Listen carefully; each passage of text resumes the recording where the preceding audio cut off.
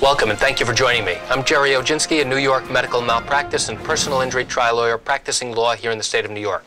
Today's topic is about orthopedic injuries. Today's video tip is about a young man who broke his arm while working in a brickyard. He went to a local emergency room, which was a municipal hospital, and he was x-rayed and told by the doctor there that he had a broken bone in his arm and that he needed to have it set. The doctor set the bone, put a cast on his arm, and told him to follow up in the orthopedic clinic over the next few days and few weeks so that they can monitor his progress. And my client went back repeatedly over time to make sure that he was progressing well. And each time he went back, he was told that the bone is healing well.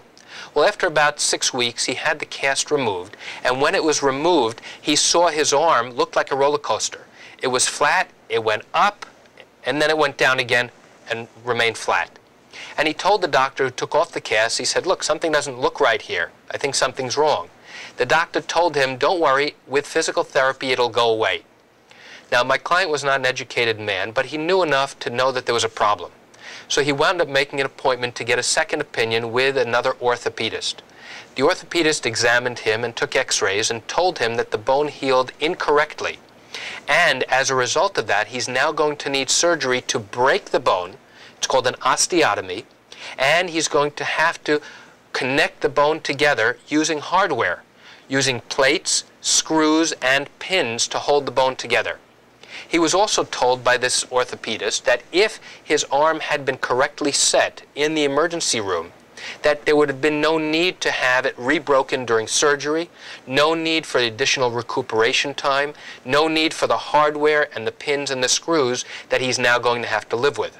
Once the case got underway, I had a chance to question the doctor from the emergency room who actually set this young man's arm. It turned out that this individual was not a doctor at all, but rather was a physician's assistant.